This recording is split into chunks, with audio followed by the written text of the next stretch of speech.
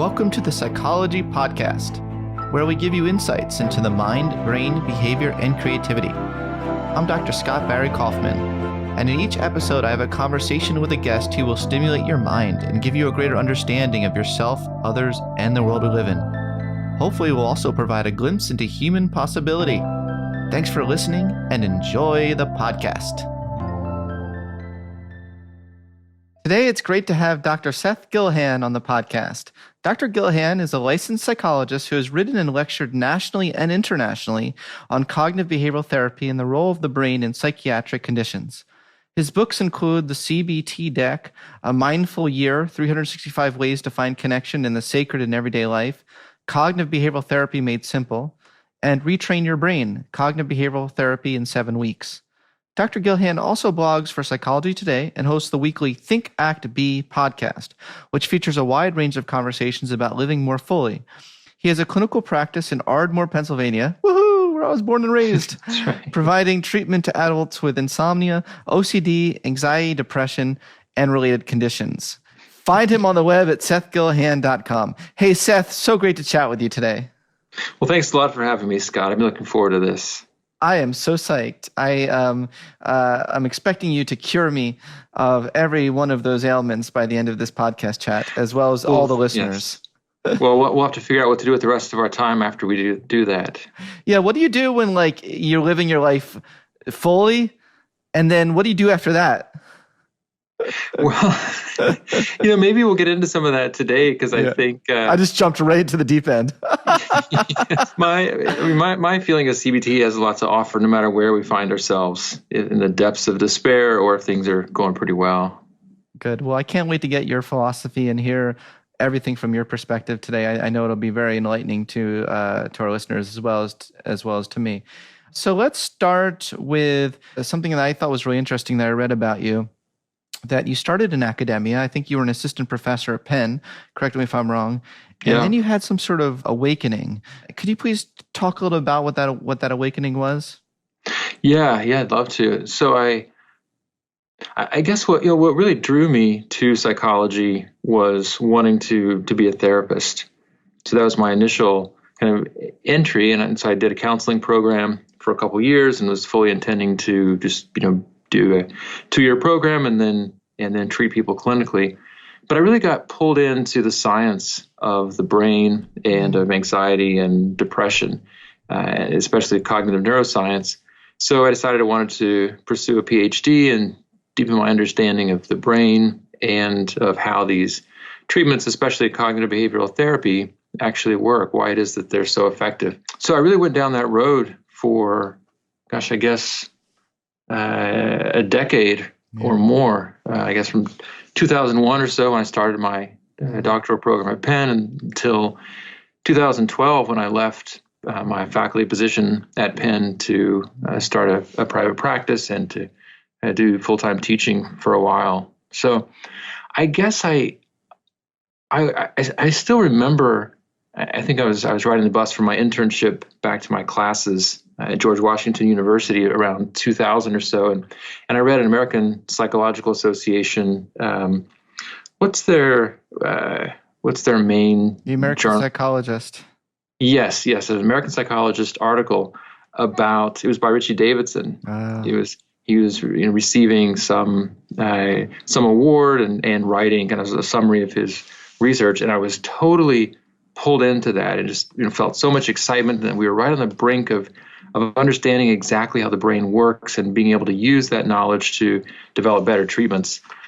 And over the course of my graduate career, my feeling came to be that was not the case, that the work I was doing, with brain scanners and trying to understand how genetics affects brain activity were not translatable into clinical treatments. They weren't making treatments better. They might help us to correlate changes in the brain with certain treatments, for example, but it wasn't going to change what I did with someone clinically to understand what was going on in the brain. We certainly didn't know what was happening in individuals' brains. These were group-based studies, group-based differences. So it was kind of I don't know if I had I mean, I did have one kind of epiphany at the end of a yoga class, kind of as cliche as that one does. sounds, yes, as usually happens.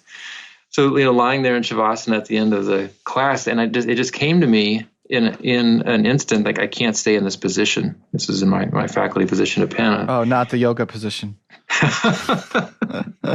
I could have stayed. That's what I thought you were saying. You're like, I can't stay in the downward facing yoga pose, dog pose the rest of my life. That would have been true. I could have stayed in Shavasana for a lot longer. Okay. Because getting up meant taking a shower and going to work. Gotcha. Right? So I could have hung out there. But yeah, I realized I can't stay in this faculty position. And right behind that realization was the recognition. That's exactly right. Of course. Why did I ever think that that this was the right fit? Yeah. Because I can keep going. I want to give you a chance to jump in here, but no, I want to hear this. Yeah, I mean, it was a gradual unfolding. I mean, another, I guess, moment that stood out was I hadn't gone to classical music concerts for years because we had kids, and then just it stopped being a part of our lives, and then I went to one in suburban Maryland with my in-laws one night, and when the violin soloist was playing, and it just struck me what an amazing thing of beauty that is to create, and I guess in my self-focused way, I then thought, what kind of beauty have I added to the world?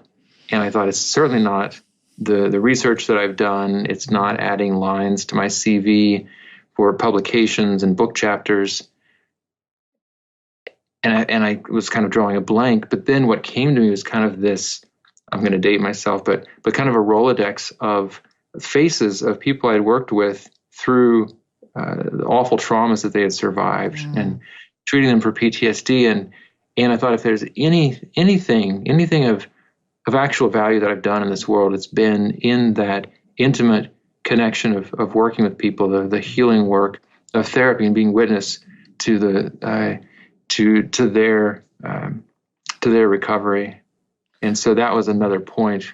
I was like, all right, this is not, I'm not living my life in the way that feels most true to who I am. Well, yeah, it sounds like you're a clinician through and through, not a research academic solely, or even at all. Yes, yeah. I think that's exactly right. And I think, I'm glad I had that experience, and that I have the background in clinical science. And I think probably a lot of people can relate to this when you're doing something and it's going pretty well, and people are telling you, like, oh, this is great, this is exciting, you have a real future here, you can keep doing this. It's really easy to just keep doing that, even if there's a part of us that's saying, like, I'm not really sure that this is my destiny. Right. Yeah. And our destinies can change throughout our lives. Yes, that's right. Just about as soon as I feel like this is it, then things start to shift. So now you did your graduate work, was it with Rob deRubus? Or was that your postdoc?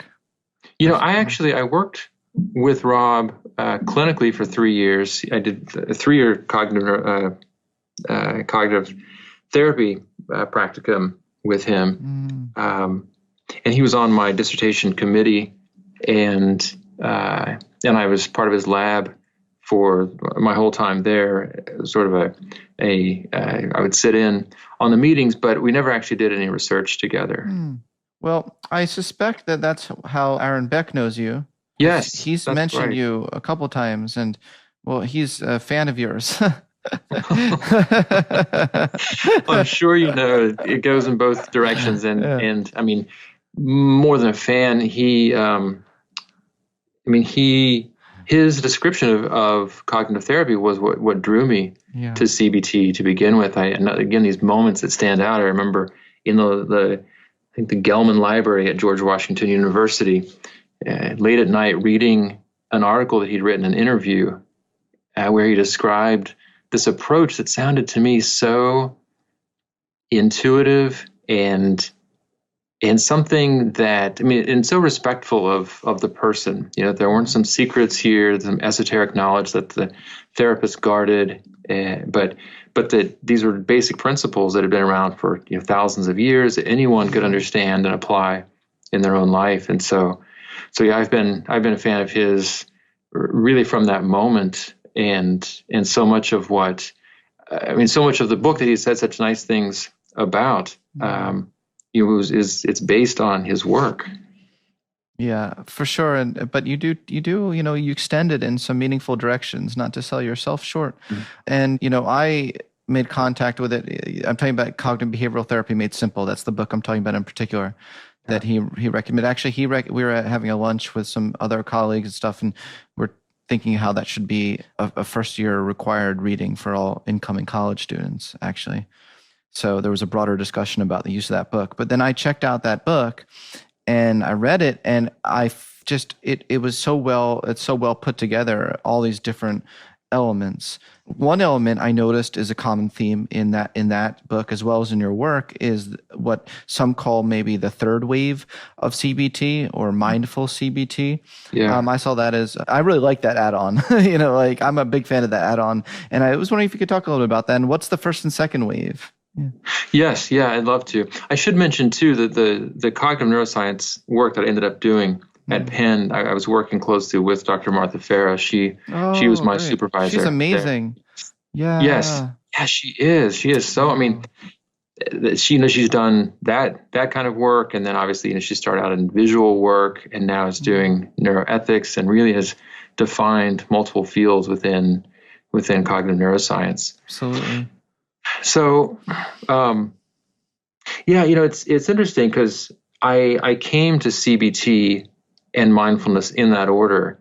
Initially with cognitive therapy, working a lot with Rob, and really focusing on how our thoughts affect our behavior and our feelings, and how central our interpretations of events are to the way we experience reality. And to our well-being, and into a lot of the conditions that people end up coming to therapy for, like anxiety and depression. So I was really focused on cognitive therapy, but then I did a lot of work in anxiety and really got immersed in behavior therapy. So more of an emphasis on the way that our thoughts and our feelings are often driven by our behavior. Oh, yeah. So there are these intimate connections among thoughts, feelings, and behaviors. And facing our fears is one of the most effective ways, not only to decrease the fear, but to change our thinking. I get a perverse enjoyment out of facing my fears. Is that right? Yeah, I feel like at this point now, I just go right towards it, and then it makes me feel like I've overcome something big. Yes. Yeah. And when we decide to do that, I feel like there's nothing else that can stop us. If we're determined, I'm just going to face my fear, then what else is there really? Yeah. So, well said. Very well said. Yeah. Appreciate that. But yeah, there is something, there are some studies showing that if you focus on changing behavior, and then you compare that to focusing on changing thoughts about things that people are afraid of, some studies find you actually get more change in thoughts people have if you change their behavior versus trying to directly change their thoughts. I love it. I love that. I love that about your book. You talk about behavioral activation. I think that's what you're talking about right now, and as a theme as well. Really, your book has a lot of add-ons, to the standard CBT model. It's you level up. Hi, everyone. Just wanted to take a quick break and talk about my new book that's coming out April 7th. It's called Transcend: The New Science of Self-Actualization. Really excited to present this book to you all. It represents the culmination of many, many years of hard work and synthesis.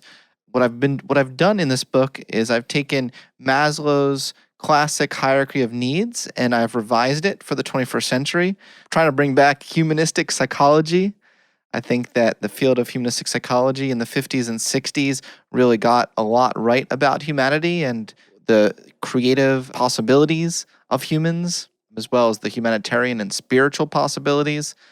Really hoping this book can present a vision of humanity that transcends us all and helps us connect deeper with each other, but also help us reach our greatest potential individually and collectively. So if you want to check out this book, you can actually pre-order it right now on Amazon, as well as there's independent bookstores I think you can pre-order it from. And then on April 7th, starting April 7th, it should be in bookstores. A lot of people have been wondering throughout the years how they can support me and the Psychology Podcast. And here's the time. You're always welcome to contribute money to the podcast to help support it. If you're a long-time listener or even short-time listener, you want to not only support the podcast, but dive deeper into a lot of the concepts and ideas we talk about constantly on this show. This is a great way to do that by buying this book. So please check the book out and let me know what you think. The aspects of the sort of the mindful combination with the behavioral activation. Now that's a unique combination, I thought, because so much of the CBT is talked about being mindful to your thinking errors. Mm-hmm. And you talk about the thinking errors, but sometimes changing your behaviors first will automatically change the thinking error. Like the thinking errors can automatically be maybe even quiet. Would you say that's right? Oh yes, yeah. Definitely. Yeah. So I came to mindfulness third, while I was doing the position in the anxiety and trauma treatment center at Penn. And initially, I thought of it as another tool. It's as you said, kind of an add-on to, if the cognitive work isn't as applicable or as effective for a condition or for a particular person, or if, like with generalized anxiety, it's mostly about worry. It's not so much about avoidance in such an obvious way as it would be in something like a phobia. So I found it helpful there, but I also, from my own personal practice with it, found that for myself clinically, I felt like I was selling short what mindfulness practice really has to offer, because it felt like it was a kind of like a hack. Like here's something else to put in your toolbox, but I think I think it can be a lot deeper than that, and so I've even since the CBT Made Simple book, I've been thinking more about. Because mindfulness is considered the third wave of CBT, but I kind of treat it as like the third wheel of CBT. Like here's this extra thing if needed. But I've started to think of it more as what I'm aiming for is more of a mindfulness-centered CBT.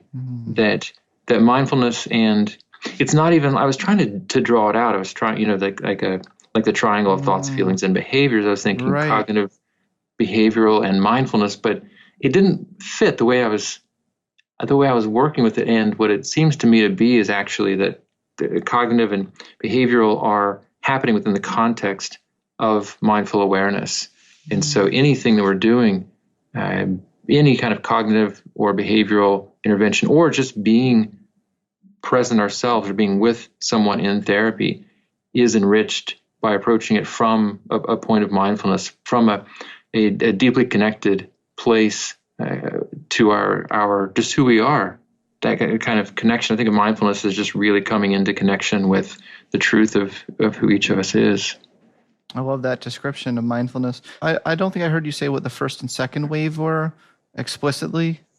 Oh, right. Sorry. Yeah. So the first wave, probably around starting in the 50s or so, was behavior therapy, and then followed in around the 60s, especially with Aaron Beck's work, and also with the work of Albert Ellis and others, was cognitive therapy. And then those two were integrated, kind of as both sides realized that they were just closely connected. Like when I learned what was called cognitive therapy, the first real intervention was behavior monitoring, like activity monitoring and scheduling activities into a person's day, which is a pretty straight behavioral intervention. So the treatments, behavioral and cognitive therapies, were already so closely linked that it became, at least in hindsight, to me coming later, it seemed inevitable that they would be joined into cognitive behavioral therapy. Absolutely. So you have developed this approach, Think, Act, Be. Now, it shouldn't be act, think, be, based on what we just talked about. Based on Did you get that wrong? the order there. Well, it's funny because it does.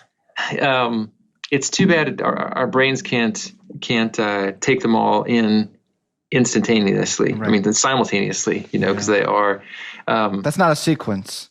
It's not a sequence. Okay. No, but it does give that impression that first you think and then you act. Right. And then you can be. Because people love that. Because people, all these acronyms and things, people expect it to be sequential. That's right. Yeah. Maybe it should be think, act, be integrated. like dot does something like synthesized. Right. Yes. Yeah. I mean, we could call it tab. Maybe that if we abbreviate them. Yeah. Maybe they come together quickly. But and chronologically for me, I guess it was think, act, be, but really I think where I just put it together that way because of the just the way that it sounded on my ear. Cool. Well, talk a little about those three components. We haven't talked so much about the think one, so maybe we should talk a little about that if you're okay with that. What are some of the core beliefs that might be getting in our way? What is a core belief anyway? What does that mean? Right. Yeah. So we don't usually realize it, but we're telling ourselves stories all the time. Yeah. Stories about kind of what we think is our reality. So, you and I might be having this conversation and I'm thinking, Scott's really bored by what I'm saying right now. And I'll just think but that's an observation I've made. That's not true. Well, see, and so I could be mistaken. And you could tell me that, and if I could doubt that. I could think, Scott's trying not to hurt my feelings. Right. We can, and again, misinterpret that as something like, Scott's wearing a blue sweater. He doesn't like me. Like these are just blue hair too today. Do you notice that? I do. Yes. Again, hair. That looks great. And it goes well with your sweater. Thank you. That's what I was doing, going for. Yeah. Yeah. Nice. Is it new? The blue hair? Yeah. I'm trying to live my most self-actualized life these days, and in trying to enable others, inspire others to live their most self-actualized life. So I figure, it's very cool. Why not? Yeah. I thought of dyeing my hair blue, but I don't know. I have no idea where my hair is. You could dye your scalp blue. Has anyone done? I mean, would that be creative? Has anyone ever done that? I don't know. I could, rebrand myself. Think, act, blue. Think, act, blue scalp. Or you could dye your beard blue. I don't know. I could. Yeah. The hair has to go somewhere. Yeah. But we interpret these things that we're telling ourselves. We mistake them for reality. We get caught up in them. And so for in my work, the way I approach it, so much of cognitive therapy really is just noticing that we're telling ourselves stories, just noticing.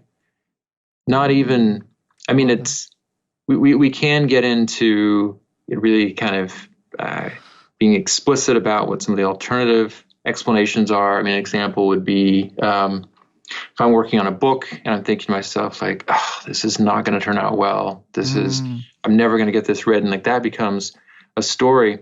And if I recognize I'm telling myself this story now, then I have a chance to question it. Okay, all right, well, maybe that's not true.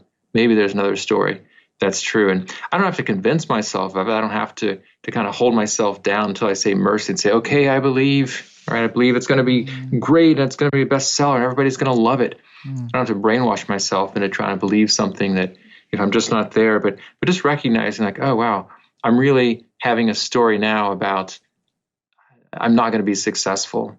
That's all right. That's a narrative. Is that a core belief? Is that a core belief? So it could be. It could underlie if that's. So a core belief is when you have a bunch of thoughts that all kind of lead to the same place. Okay. Like my book's not going to be well received. Nobody's going to like my podcast. I'm not going to be able to help my therapy clients.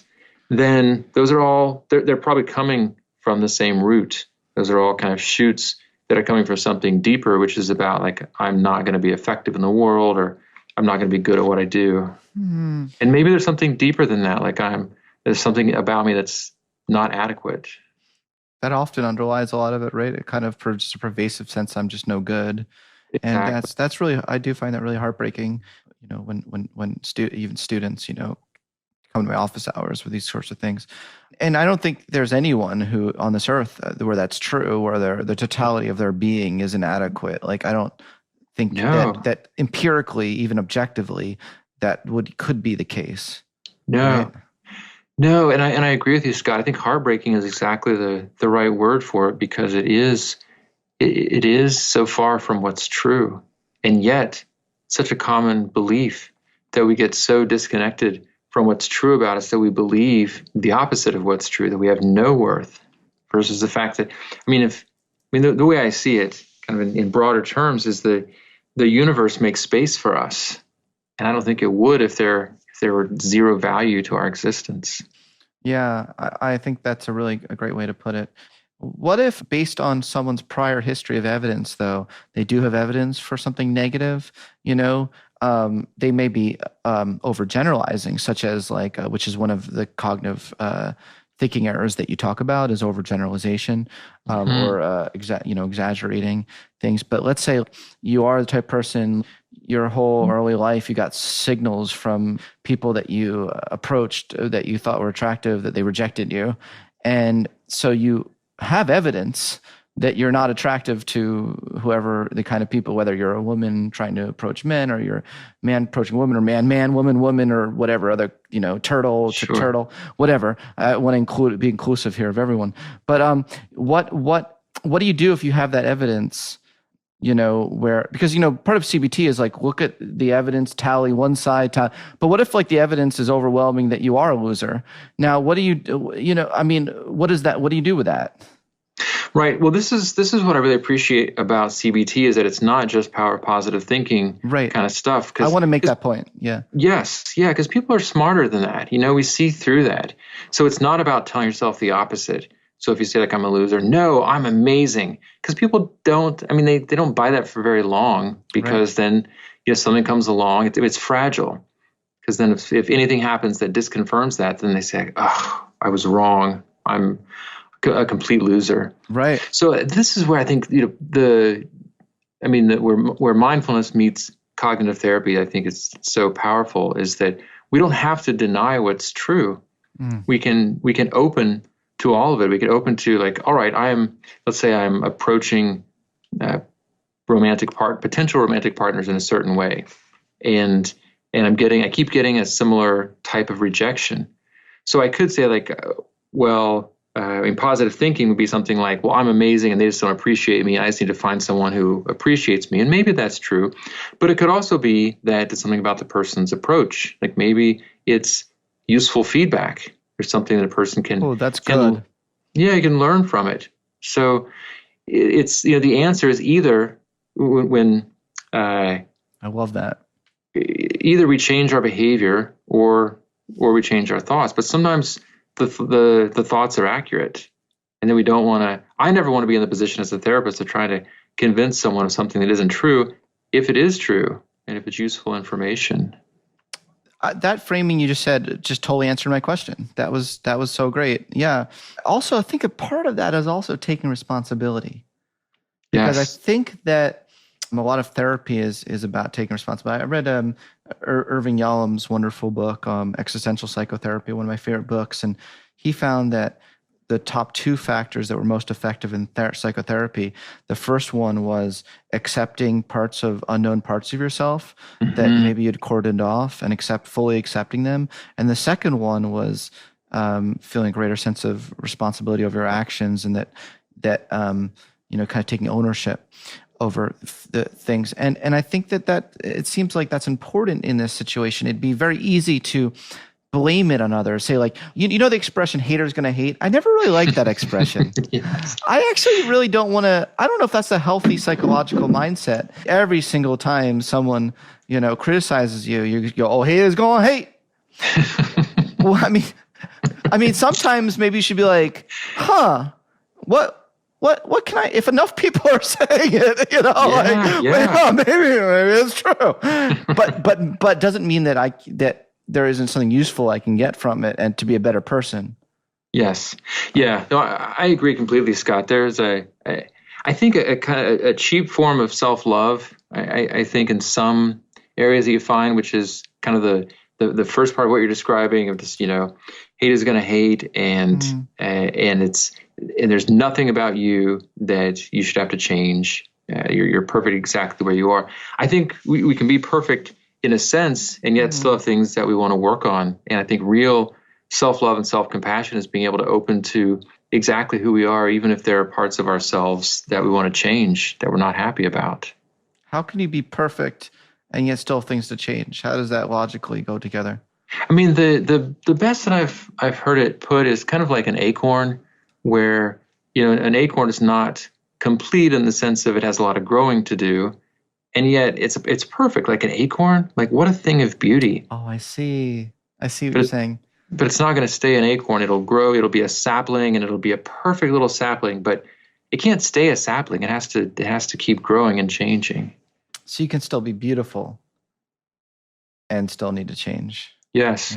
Yeah, and maybe beautiful is a better word for it. I mean, I guess, because if I was perfect, I'd be like, I'm done. Peace.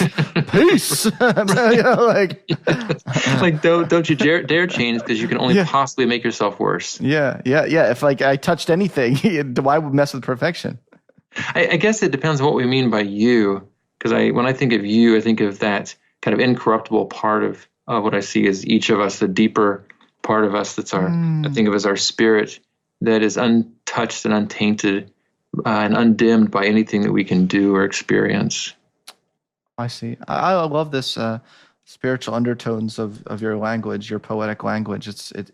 I like it. It speaks to my poetic sensibilities. So I like Thank you. I resonate with it a lot. You mentioned you have a section in your book on cycling the puck in CBT.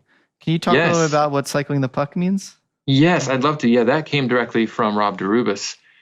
So he was talking about, with this particular client, we had group supervision. We watched videotapes of the training therapy cases we were doing as graduate students working under him, and this, I forget exactly the details of the case, but there was this idea that actually may have been a training tape of watching Rob do therapy, where he's working with his patient and kept kind of gently, bringing this idea up in response to what this person was saying, and you would see it wouldn't quite take, like the person would hear it, but it wouldn't really land. And so the metaphor comes from hockey, which I don't really watch hockey, but the idea is, if you're passing the puck around, you're waiting for an opening, and so you kind of cycle it around, waiting for something to materialize. But obviously, you don't just hold on to the puck, right? You have to keep it moving. And so the conversation's moving in the therapy room, and it comes back around to, here's another pass. All right, that one didn't quite take. All right, then talk about other things, and we come back to it. And then in this session, it finally landed, and you see this kind of this aha moment, and there's an opening. And I think that's true for all of us. There are times where we're more receptive to things than other times, and we may have heard it 50 times, but the 51st you're like, oh yeah, like I knew that was true, but now I really know it. Now I feel it. I resonate with that so much. It's so true. It's so true. My mom has always said that about me. She's like, you're so stubborn. You won't listen till you're ready to listen. Yeah, and she's not wrong. Yeah, I think that's true for all of us. I think. Well, thank you for that. Making me feel better. Well, I mean, I think there's there's a sort of right time for these things to land, and because we have our own understanding of things. Like there was, what did somebody say? And there's this idea of being a spiritual being having a human experience. And I'd heard that a bunch of times, and I was kind of like, yeah. I mean, I don't disagree with that necessarily. But then something clicked, in that actually, like I felt like it. It's hard to describe how something that seemed already to be true becomes more true. But that's how it feels. It feels like it becomes deeply true. Maybe it connects with something we weren't ready to receive until that moment. I think that's where. Well, that's very existential. And I think that's part of part of mindfulness practice is experiencing things kind of with fresh eyes, right. as if for the first time. And maybe that's part of what can allow us to open to these things is not being sort of foreclosed, like, I know what that's about, but opening to it and connecting in a different way. So what's your mindfulness practice? Do you sit down with the calm app every day, or are you like more evolved than that? I don't know about more evolved. I do some gentle yoga.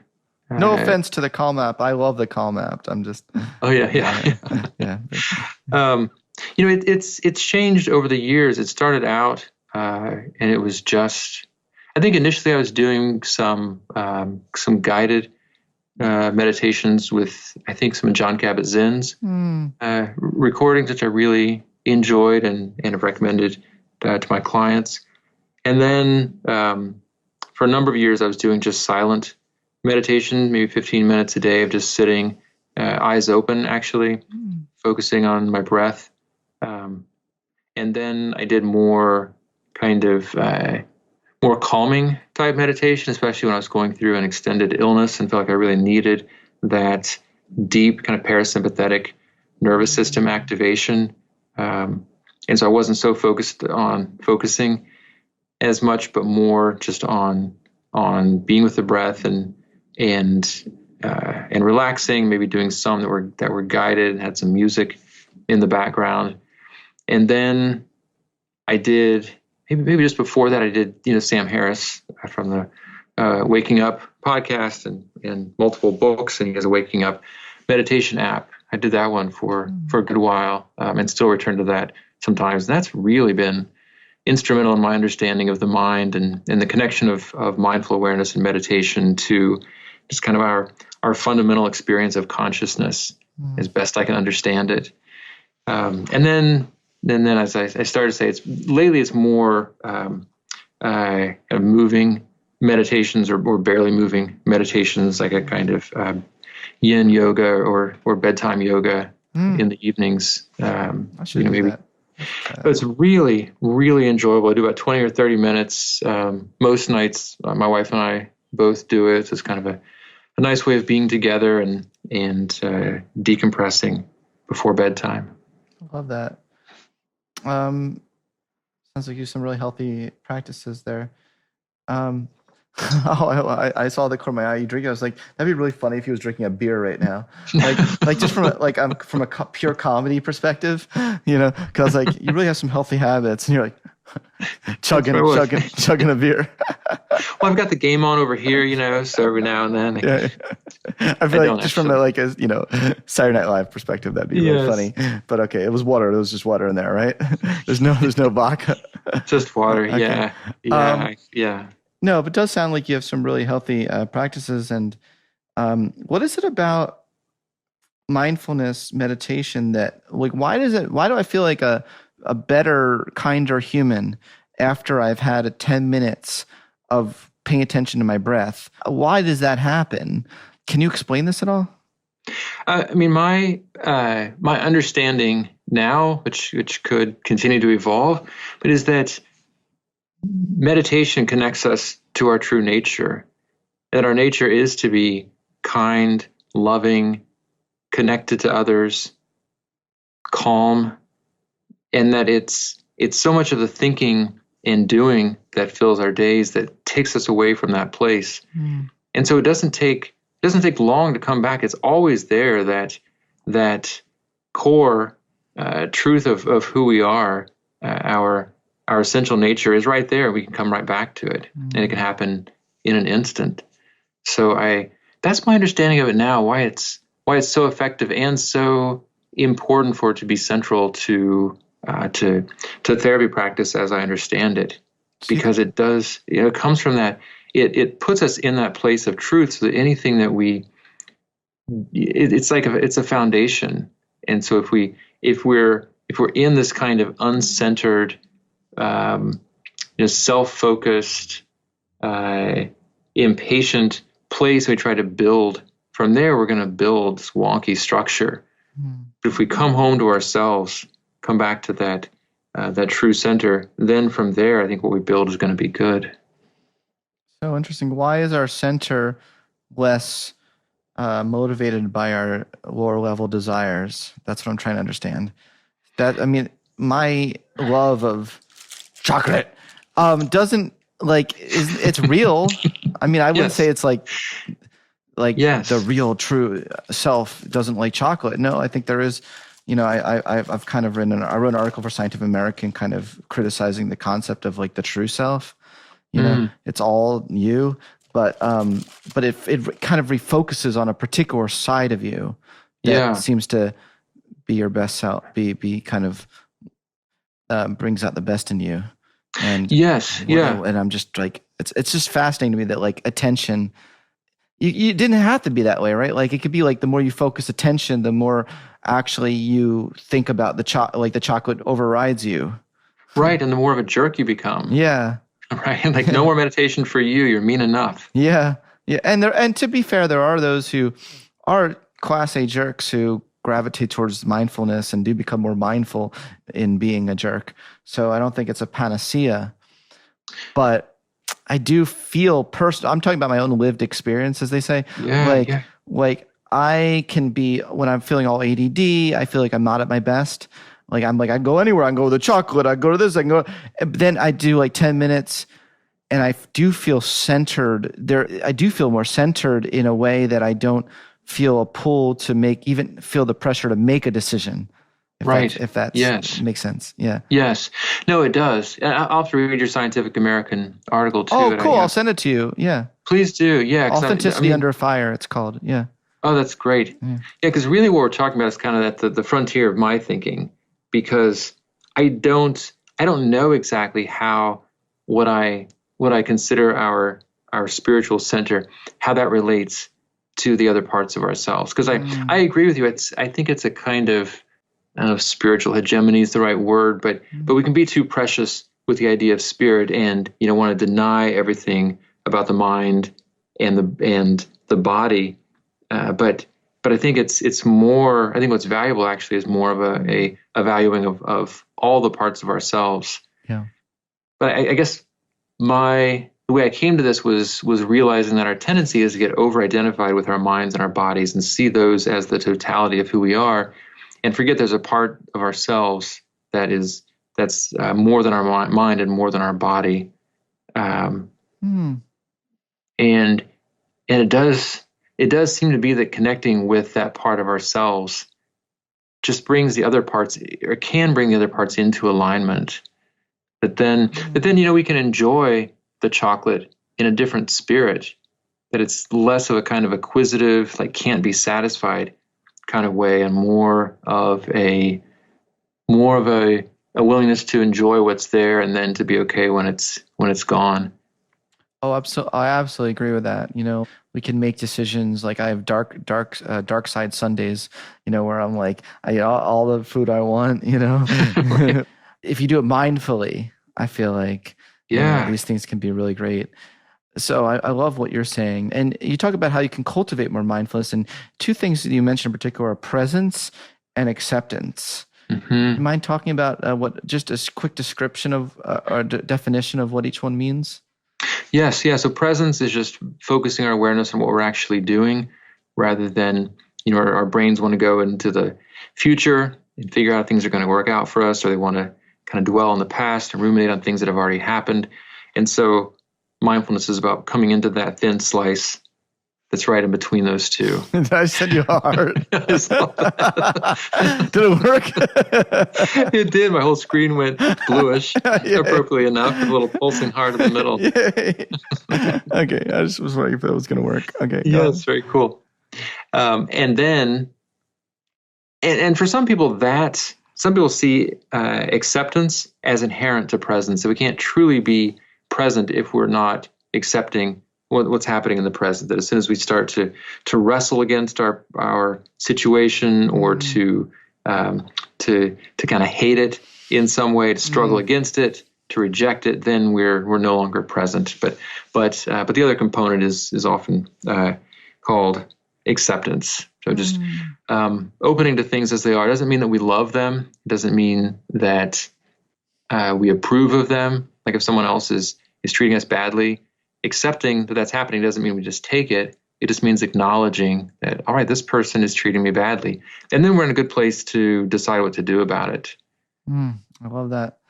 Yeah, it doesn't mean Carl Rogers, said, I often find the curious paradox is that once I've accepted it, then I can change. Yes. Yeah, I guess it doesn't mean that you approve of it or that you want to keep it forever, No. But you're like, this is what's within me. So that really is in line with the article I wrote on authenticity under fire and why there's no such thing as a true self. Because once you think that the true self is only the good bits about you, then you're gonna not accept all the naughty bits.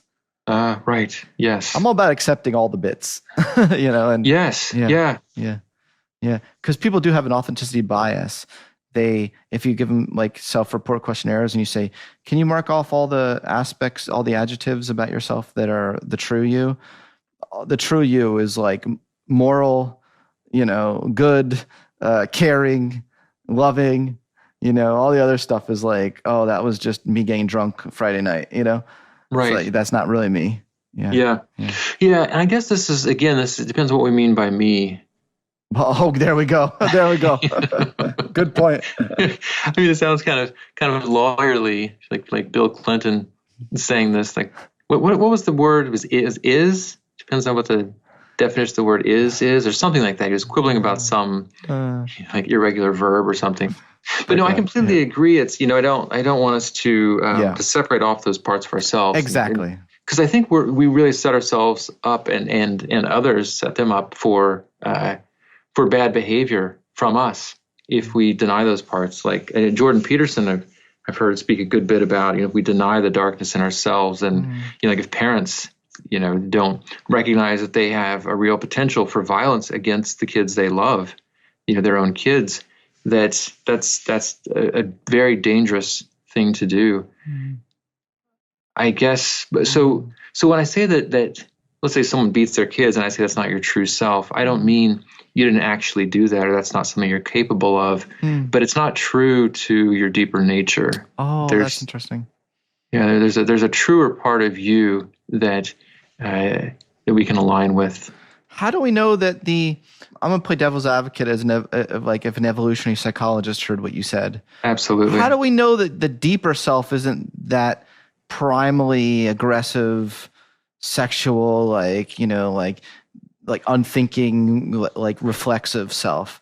How do we know that's not actually the deeper self from an evolutionary point of view, but then it actually requires all these levels of mindfulness and consciousness and cultivating love and kindness meditations in order to get in touch with a higher self? Like, how do we know we don't have it backwards when we use the phrase deeper self?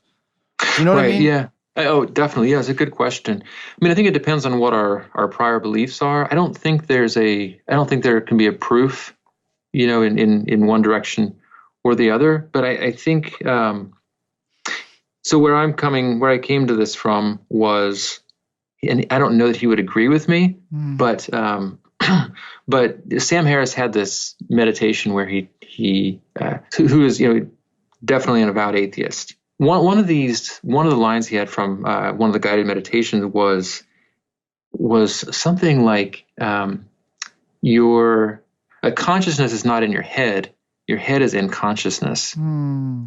So the idea being that our consciousness is a kind of prior that all our experience is based on and derives from, and that consciousness is primary. And so when I came to believe that was true, then I came to see the consciousness being manifested in each of us as something that we carry so to speak, as our spirit. Then and I believe that spirit is the truest part of who we are. Then for me, everything else is kind of built around that, and so evolution, even these sort of deep truths about selection and change over time and things that we believe about evolutionary science. To me, those are those are secondary. Those came after this deeper existence and truth of consciousness and spirit. And I know this is pretty far outside of I think what we think of as traditional cognitive behavioral therapy. This is more kind of a worldview that I'm talking about. Well, but you wanted to talk about how there's much more to CBT than how it's been treated. Yes. I think in one of the email threads you said you'd like to talk about that. So Absolutely. I'm glad we're getting to it. But I'm trying to understand your point, though. I mean, surely in the evolutionary point of view, consciousness was like a much, much later arriving thing on the human scene than our drives that we share with other primates and things, right? So I'm going to sound like a broken record here, but it depends on what you mean by consciousness. When I was studying cognitive neuroscience, the idea was that consciousness was this emergent property that came from, it came later. Yes, came from complexity. That's the view I take. Yeah. Yes. Yeah. And so, I mean, that's a type of consciousness, and that is a sort of self-reflective consciousness and an explicit awareness of our experience, an ability to reflect on that I am the I that is having this experience. Okay. But I think what I'm talking about is a different type of consciousness, not conscious awareness, but just the See, this is where my words fail me, but I think because my knowledge reaches its limit. But it's more basic than that. And it doesn't. So this is beyond science, I think, but it's a consciousness that doesn't depend on the brain. Well, then if that's the territory we've gone in, then I can see what you're saying, I think. And, Because at that point, I can say anything. Yeah. If you change the rules of the game. That's right. But no, I'm gonna think about that. How about that? I'm gonna meditate on that for sure. So why isn't waking up a once and for all experience? Well, I mean, it seems like it'd be really nice if it were, but I mean, I know for myself, I can have this, these moments of deep connection and a sense of, an awareness of what's really important, and letting go of all the BS that tends to cloud our experience and our well-being. And then 10 minutes later, I'm right back in it, right back into all the clutter. And I mean, I think this doesn't answer the question. I think it's the human condition, but I think part of that condition is that there are so many forces that are working to put us to sleep. Like I think social media is exquisitely designed to, for the most part, to put us to sleep, to get in the way of being present and connected and aware in a useful way. Consumerism, in most of its manifestations, I think, fosters a kind of desire that puts to sleep our sort of higher awareness, our sense of being enough and having enough. Our economy runs on being told that we don't. We're not enough. We don't have enough. We have to keep the engine running, keep consuming. So true. And but then I think the outside forces aside, I think within ourselves we have this machinery built in. This ego that wants to protect us, and is constantly pulling our attention to our fears and our inadequate, our feeling of inadequacy and insecurity, and doing its best to protect us, but in a way that actually has the opposite effect. Just like any other kind of fear-driven behavior, like in a more, in a more obvious type of, let's say, a fear of dogs, that our brains tell us dogs are dangerous, so we avoid dogs, but then that just makes us more afraid of them and more likely to be upset when we do see one. Who's scared of dogs? Who is scared of dogs? Yeah, I'm not scared of dogs. No, I know. I'm not scared of dogs, but I'm more afraid of dogs than I used to be after knowing of a couple. Dog incident? I didn't, but I knew a couple people who got mauled by them. Mm. So, and it happens so quickly, and their lives are changed. Mm. So, but no, I mean, I love dogs myself. Would love to get a dog. Well, now I'm scared of dogs. You just gave me a fear of dogs I never had. That's all it took, huh? Yeah.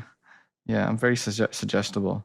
I want to kind of just end today, because you've been so generous with your time, on just some ways we can be kind to ourselves. And I think that forms a really strong part of your work, is how to be kind to ourselves. And I found that chapter a very meaningful chapter for me. So can you talk about some of those ways? Great. Yes. Yeah, definitely. And maybe I'll frame this from a kind of think, act, be perspective. These will help me kind of organize the different things that are available. So I think, but I would start with action. I love to lead with action. So just doing things that are kind to ourselves and thinking about how we would want to treat someone if we weren't ourselves. We have this opportunity to be kind to this person in the world, this person whose body we inhabit. And so, maybe two things I would offer. One is you're making yourselves a nicer meal than usual. I used to habitually eat what a friend of mine labeled a self-loathing lunch, which was something like chips and like tortilla chips and slices of cheese eaten at my desk. I love it. And so making something that's a little nicer, maybe using a cloth napkin, makes it feel a little bit like someone took the time to do something nice for you, even though it was just your earlier self that day. Yeah. And looking at your schedule for the next day and finding one way to make the day a little nicer for yourself. Maybe it's taking out something that you don't have to do that's just going to make your day more stressful than it has to be, or maybe it's adding a little something like getting yourself a nice cup of coffee, but just something that gives. I mean, it's doubly rewarding, because there's the feeling as you're doing it, if you're doing something nice for someone, and then later you're on the receiving end of that, like, oh, look at that, someone packed me a nice lunch. Oh yeah, it was me.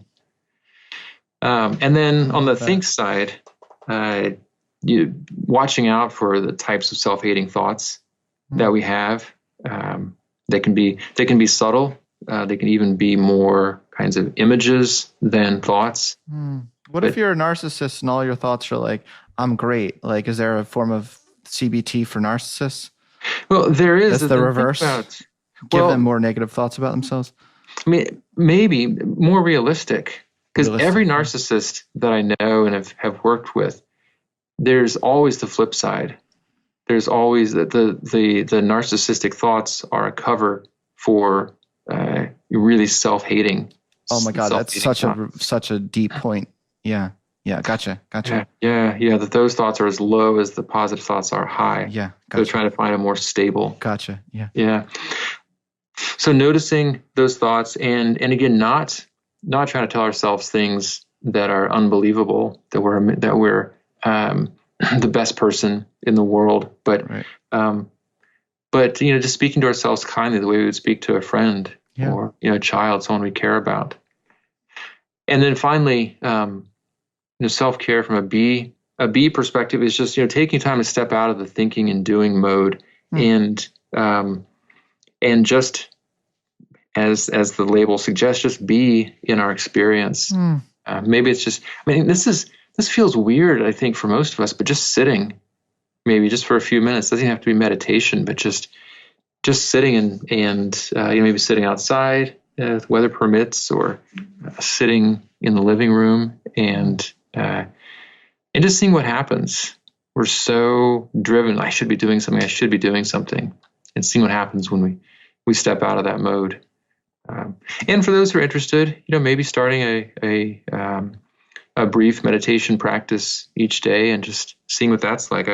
I think the important thing, as far as I'm concerned, with meditation practice is just finding something that works for you. It doesn't have to be certain length of time, or eyes open, eyes closed, sitting a certain way. It doesn't even have to be what we think of as meditation, but it's just a way of being in the present with a kind of an enhanced level of openness compared to what we tend to experience. It's beautiful. What a great way to live one's life. And also, I think, but I'm trying to think, we didn't really talk about values, but we've had entire other episodes about that. We've had Hayes.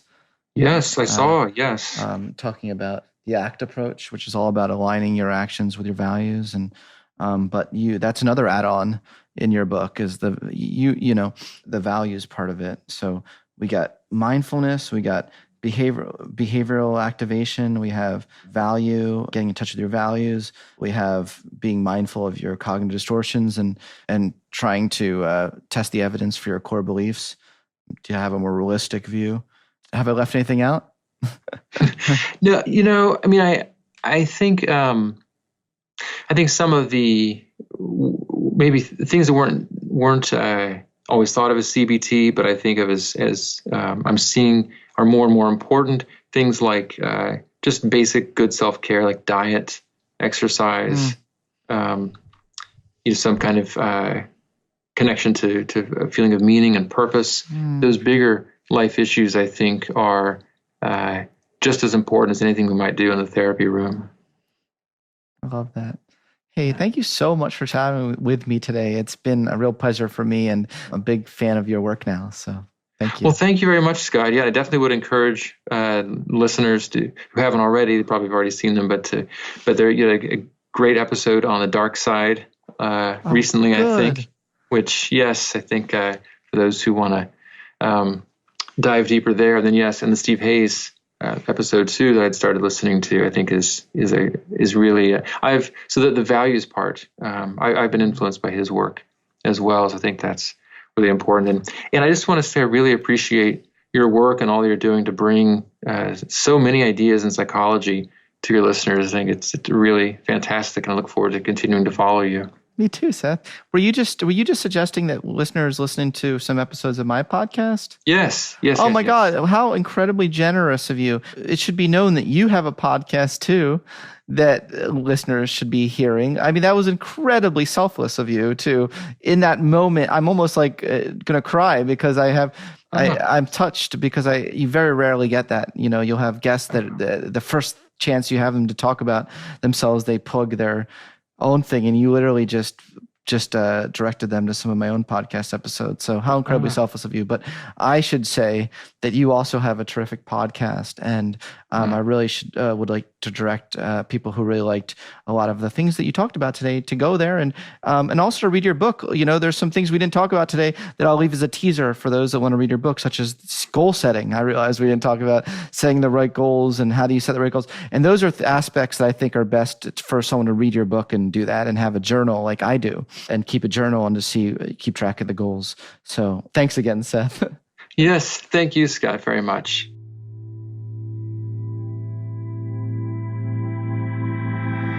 Thanks for listening to this episode of the Psychology Podcast. If you'd like to react in some way to something you heard, I encourage you to join in the discussion below.